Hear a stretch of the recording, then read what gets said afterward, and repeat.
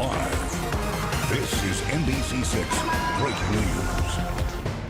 Terror and hate in Orlando when gunfire breaks out inside a gay nightclub. But I don't know where my son is. No one can tell me where my son is. Tonight, 50 are dead, scores more injured in the worst mass shooting in U.S. history. Oh my God, people are getting shot, dude. The gunman behind the horror pledging allegiance to ISIS. We know enough to say that this was an act of terror and an act of hate, bringing a grief-stricken nation to its knees. NBC6 is everywhere. Tonight, live team coverage from Orlando to Fort Pierce to Miami Beach. We begin with NBC6 anchor Juwan Strader. He's live on the ground in Orlando, where a state of emergency has been declared at this point. Juwan?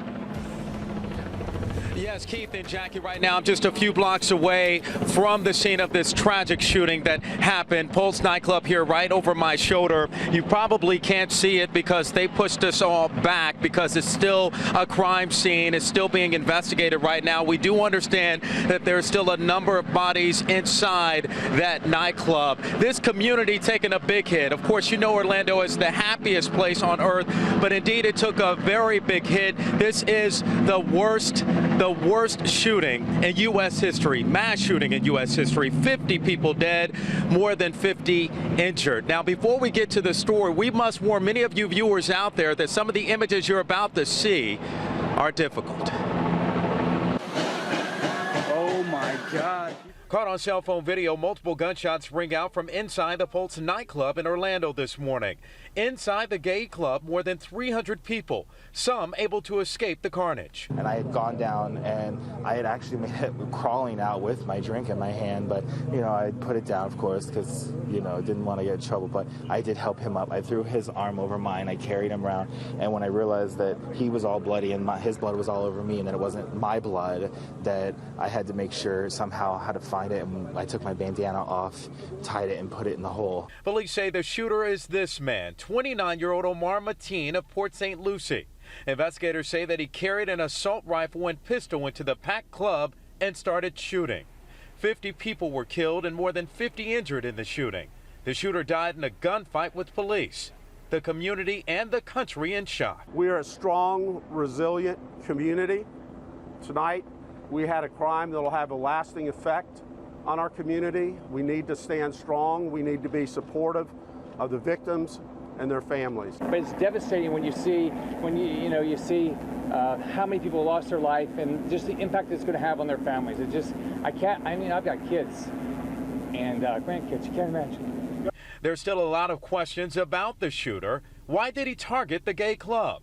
We do know, according to investigators, that Mateen called 911 just before the attack and pledged allegiance to ISIS. President Obama spoke about what he called an act of terror and hate. This is a sobering reminder that attacks on any American, regardless of race, ethnicity, religion, or sexual orientation, is an attack on all of us and on the fundamental values of equality and dignity that define us as a country. And that is echoed by Senator Bill Nelson, who I caught up with a short time ago. You can imagine the agony of the families, what they're going through now. Just trying to identify. Okay, right now you're taking a live look at the scene, and it's kind of hard to make out the Pulse nightclub because they push everybody back, but you see investigators, a number of police units still on the scene, combing over the area for clues. Now, coming up here in a short bit, we're going to find out a little bit more about this shooter, Mateen, from our NBC6 investigator, Tony Pipitone. He has been digging into his background. He's going to join us a bit with more. Also, there's a vigil going on tonight, several of them, and officials are encouraging anyone out there to give blood in order to help some of these victims. Reporting live out here from Orlando, Juwan Strader, NBC6 News. Keith? All right, Juwan, we'll see you a little bit later in this broadcast. Meanwhile, we did mention there was a shootout. Here is evidence of that. A look at the helmet that saved the life of an officer who was involved in that gun battle with Mateen. Orlando police tweeted out this picture of the damaged Kevlar helmet that was hit by a bullet. The officer wearing it suffered an eye injury. That's all. He's expected to be okay. And right now, the names of the victims coming into the NBC6 newsroom. We're learning more about who they were and what they did. You can find that information on the NBC6 News and Weather app, along with live updates and streaming of the news conferences. Multiple victims are fighting to survive at this hour. At least 53 people were wounded in the shootings. Doctors working around the clock in hopes of saving those lives. NBC6 reporter Laura Rodriguez, she's live right now at one of the Orlando hospitals where many are being treated. Laura? The death toll is chilling. At least 50 people killed in a barrage of gunfire at Pulse Nightclub. It was just people were hiding in bathrooms, people were crying outside hysterically. It's just crazy. As the identities of the victims are announced by city officials online, family members of possible victims anxiously pace back and forth between Orlando Regional Medical Center and the Hampton Inn, where a family assistance center has been set up. Oh, I know authorities is doing everything, and I appreciate it. But every minute that passed that I know that Jimmy is laying on the floor, it's killing me. Other families have already received the tragic news. Officials confirm Edward Sotomayor Jr., Stanley Almodovar III, Luis Omar Ocasio Capo, and Juan Ramon Guerrero lost their lives in the early morning massacre. When I do put the pain all together, it's going to be very hard for me, and it's going to be sad, and I'm still trying to process on how to take it. At least 53 people are injured, many of them in critical condition at Orlando Regional Medical Center. The hospital was temporarily placed on lockdown for visitors, but received patients. Your surroundings, you have to always be aware of your surroundings because you don't know when your last day is going to come, so live for tomorrow. You have to keep hope, you know. And we've learned 2 more names have been added to that list: Eric Ivan Ortiz Rivera and Peter O. Gonzalez Cruz. A hotline has been set up by city officials. So if you are a family member currently watching, if you are concerned about a loved one who may have been inside that nightclub, the number to call, 407-246-4357. Again, 407-246-4357. Reporting live in Orlando, I'm Laura Rodriguez, NBC6 News. Laura, thank you. And the shooter was known to the FBI before this morning's incident and had even been looked at by agents within the last few years. The big question tonight is, what made Omar Mateen drive more than 100 miles from his home in Port Pierce to Pulse Nightclub in Orlando? NBC6 reporter Jamie Garola is staked outside his South Florida apartment and joins us live now. Jamie? As far as we know, he left. Well, we have been learning a lot about Omar Mateen earlier today, and as the FBI gets ready to go into his apartment, we expect to learn a lot more. We can tell you he has been on the FBI's radar for several years, and also an ISIS media affiliate says that he is a state fighter. The individual believed to be responsible for the terror attack at the Orlando Club Pulse early Sunday morning has been identified as Omar Mir Sadiq Mateen. Hours after the deadly chaos at Pulse in Orlando ended, after the death toll shot up from 20-something to at least 50, the FBI identified the shooter as 29-year-old Omar Mateen, a U.S. citizen born in New York and killed today by police trying to prevent him from taking any more lives. He died of an exchange of gunfire with police officers early this morning. On the surface, Mateen lived an ordinary life. He was married and had a 3-year-old son. He lived in Central Florida, where he worked as a security guard, and he had an associate's degree in criminal justice. He was a cool, calm, collected, never really was an aggressive, mean, crazy person. Terrible thing. I can't believe that it would be him. Today, though, an ISIS media affiliate confirmed suspicion sparked by the mass shooting, saying, quote, the attack that targeted a nightclub for homosexuals in Orlando, Florida, and that left more than 100 dead and wounded was carried out by an Islamic State fighter. He used to hang out and stuff, and he would never really, like I said, never shoot anybody or kill anybody. That's crazy. The FBI served a search warrant on Mateen's father's home in Port St. Lucie, walking out with bags and boxes of evidence. They also sifted through 4 cars parked in the driveway. But officials say it was 2013 when they first became aware of him. When he made inflammatory comments to co-workers alleging possible terrorist ties. They were unable to verify the substance of those comments and closed the investigation. But in 2014, Mateen again came to the attention of the FBI because of possible ties to Monar Abu Salah, an American suicide bomber. And again, the FBI saw no threat in that case, closed that case. Regarding the situation in Orlando, we have confirmed with the ATF that all of the guns used in that shooting were legally purchased here in Florida within the last week. Reporting live tonight from Fort Pierce, Jamie Garola, NBC 6 News. A lot of background there. And Jamie, we're also learning more about Mateen through his ex-wife tonight. She doesn't paint a pretty picture about him either. The ex-wife, who's not being named, telling the Washington Post at first this marriage was normal, but then Mateen began beating her repeatedly. They were together for only a few months before her parents intervened. She says that he was not a very religious person and he gave no signs of radical Islam. In the wake of the massacre in Orlando, police departments across the nation and right here in South Florida are stepping up security in locations frequented by the LGBT community. This afternoon in Los Angeles, a heavily armed man in the area of a gay pride event was arrested. The LA mayor says the arrest was unrelated to the Orlando terror and hate attack. The suspect was stopped in Santa Monica. He told police that he was heading to the Los Angeles gay pride celebration. The Los Angeles Times, citing law enforcement sources, said possible explosives and assault rifles were found in the man's car.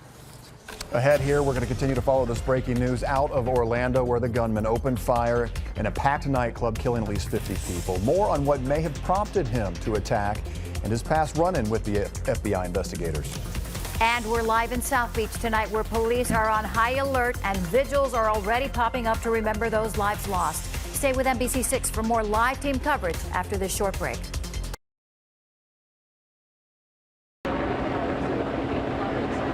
All right, we are back with a live look from our nation's capital. A somber day for our country after a terror attack at a gay club in Orlando. President Barack Obama ordering flags to be flown at half-staff at the White House and federal buildings until sunset Thursday in honor of the victims of this horrific massacre. Again, welcome back. Jawan Strader here live out here from the scene right now, and our team coverage continues now with NBC6 investigator Tony Pipitone. He has been digging a lot into the shooter, Omar Mateen, and his past. And Tony, it's interesting because he was actually on the FBI's radar. He was twice, as Jamie Garola mentioned. Workplace comments that he made that the FBI was alerted to. They found there was not enough substance to those comments to take action. But then in 2014, a man named Moner Mohammed Abu Salah blew himself up in Syria, and it turned out that first American suicide bomber lived only 30 minutes away from Omar Mateen on the Treasure Coast, and we've learned he also lived here in Orlando for a while. So the FBI investigated him again, interviewed him again, but found the contact was minimal. It did not constitute a threat at that time.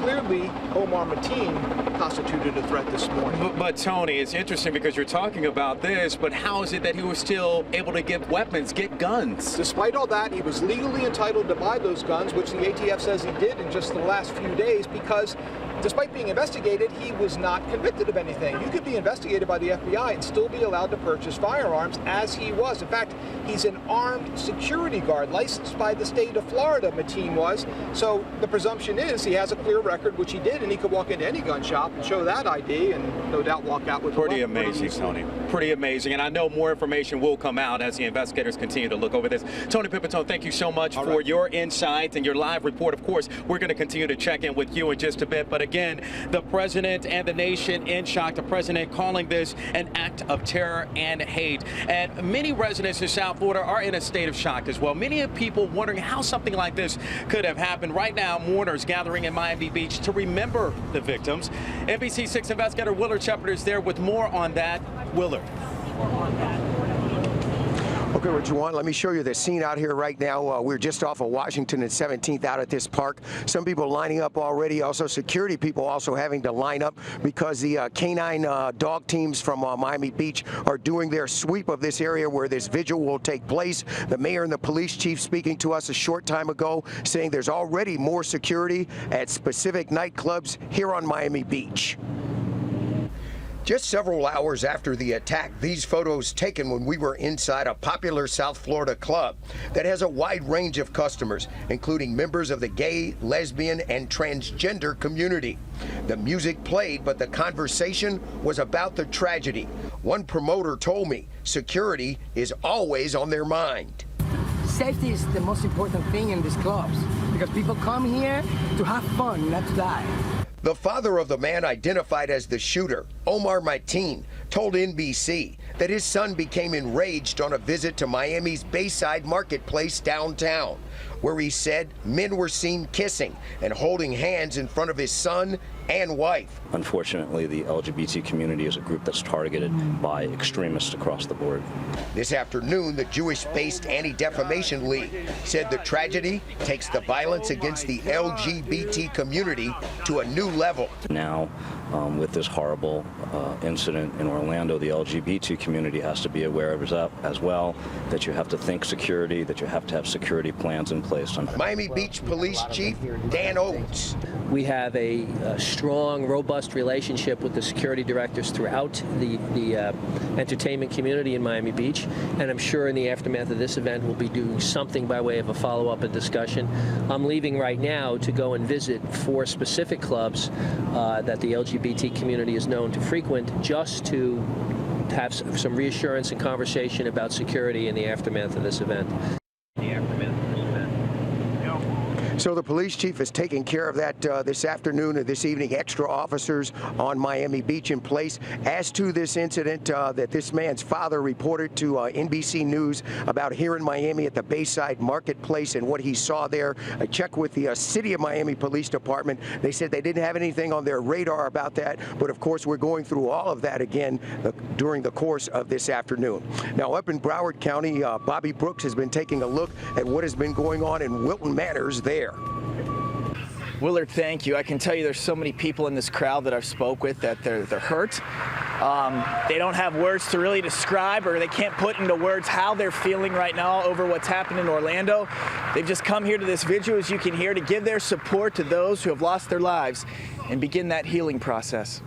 525,600 minutes. Saying prayers, providing thoughts, trying to begin to heal a little. Though that's pretty tough right now. Those are some of the things that were being done in the crowd at the vigil in Wilton Manors that just finished up. Hundreds gathered outside here at the Pride Center. We're scared. We're grieving.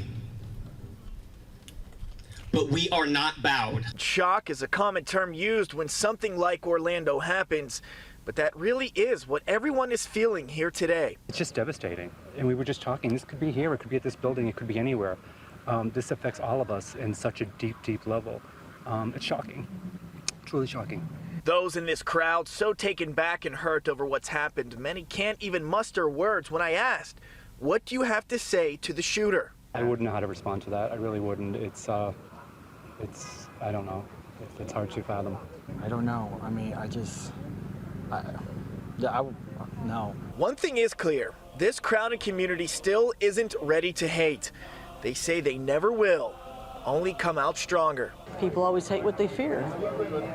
So the more out we are, the better off we all are. The shooter, which you've now heard many times, is identified as Omar Mateen with possible ties to ISIS. So many here realize now they're at risk simply for being who they are. Well, it could have happened anywhere, and I think that's the thing. But in the face of fear, they're standing strong and encourage others to join them. Don't be afraid, come out. Okay, back out here. Such a horrible day up in Orlando and for so many people all over the world. Here in Wilton Manors, they are offering services beyond this vigil. That's some counseling for those who might need it. And for that information, you can head to our NBC6 News and Weather app. For now, reporting in Wilton Manors, Bobby Brooks, NBC6 News.